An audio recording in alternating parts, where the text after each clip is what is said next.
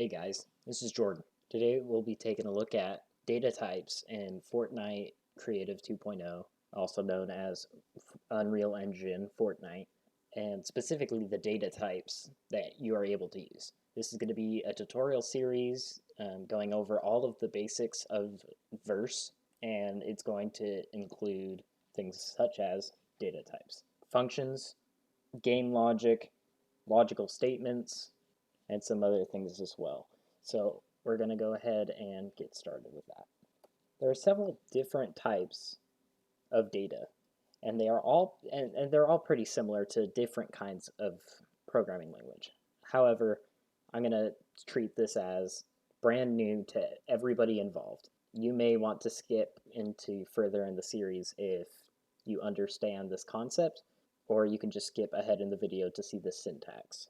Now, there are a bunch of different kinds of data you can use. For example, void, logic, int, float, rational, and char.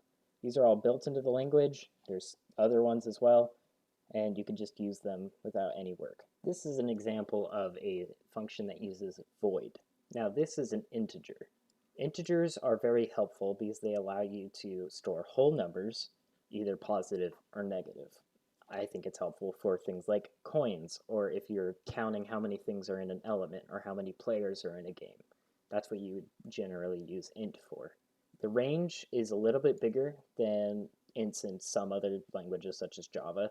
It goes from -9 quintillion to +9 quintillion, and it will allow you to store pretty much everything unless you have an extremely inflated economy in your video game. Another very beneficial type of data structure are strings. They can hold several characters in a row, and spaces and emojis, numbers, all that fun stuff. They're also allowed to be empty, which is something you need to be careful of. It can cause a lot of errors if you don't look at what you're executing. This is an example of a char, which is a single character, and this is an example of something that will not compile an empty char. This is not a case you have to look at. Another additional thing you can do with strings is what is called string interpolation, and I have an example right here. Say we have the player name right here. This is the name of the variable, and we want to put it inside of another string. This can be any kind of data type. This doesn't have to be a string. It could be an integer, it could be a float. But it will be printed out in here. The last data type I'm going to mention here is any. Any is the parent class of every primitive type. What that means I'll go over in later videos. However, it does allow you to group everything together.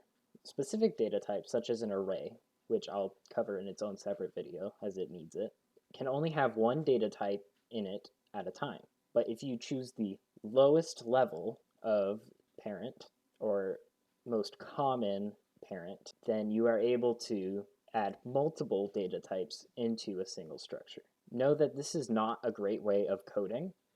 You should usually have a kind of data type here, as it helps clear things up and it avoids having to do something called casting, which I'll show later in the video.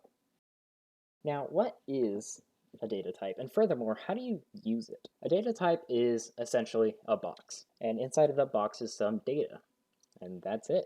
All the variable is saying is that box right there has the data. If you ask for me, then I will give it to you, which it seems kind of useless, but it's incredibly helpful, and it allows us to do everything that a programmer needs. Now, there are two ways to define a variable: with a data type and without a data type. All of the examples in the previous section included a data type, and it looks something like player speed, colon, and then the data type, which I always use float for stuff like this because it allows for decimals, right?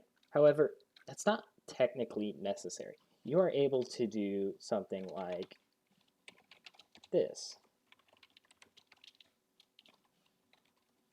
Let me just have a space here, it looks better.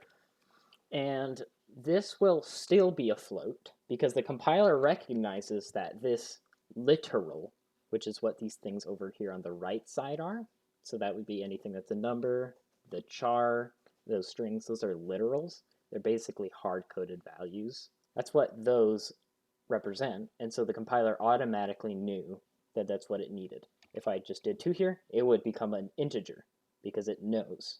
Does this make it the best thing to use? I say no, because having the data type here lets you understand what it is while you're reading the code, and readability is incredibly helpful.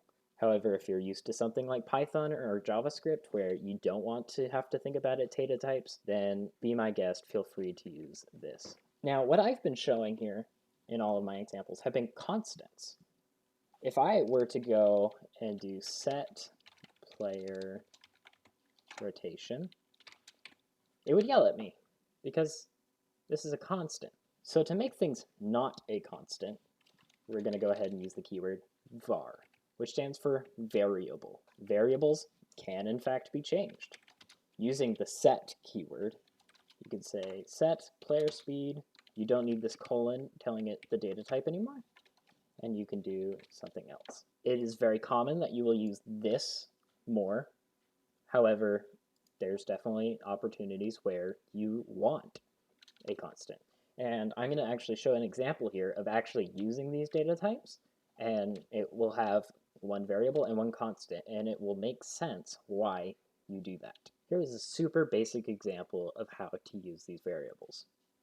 First, we have a coin count. Let's say you've been playing the game and you've accumulated 100 coins.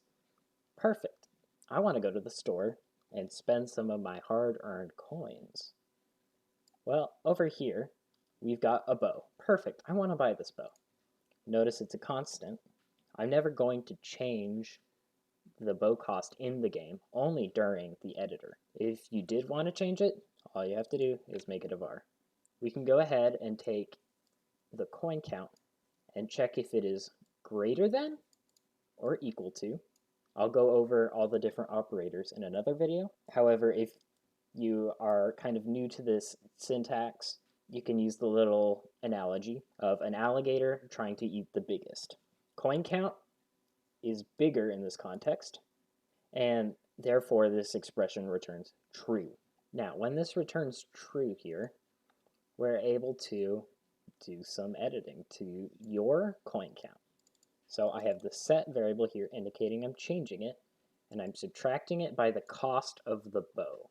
We know for a fact that the coin count is greater than or equal to bow cost, so you will not get a negative value. We only know this because we did this if statement here. Now we simply call the print function and telling the user, perfect, you've done it, you've purchased the bow, here is your remaining coins. If you do not have enough, then you're going to evaluate this. It's going to return false because this will be bigger than this, and then this line of code will run instead of this.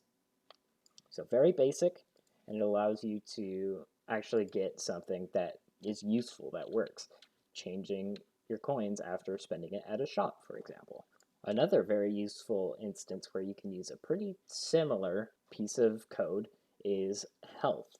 Say we have this current player health, and it has some value of 3, and you take 1 damage.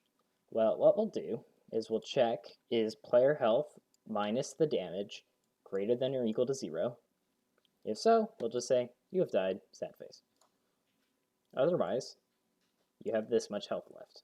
And I actually forgot one thing, and that's actually changing the player health. So all I have to do is set player health, and it will be equal to player health minus the damage taken. Man, I've been doing too much Java. I've been putting semicolons. Not required in this language. Anyway, that's going to wrap things up for this video. If you have any questions, leave it in the comments and I'll try to answer. I'm really excited for the new Fortnite Creative. I hope you guys are excited as well and you continue to learn. Have a good one.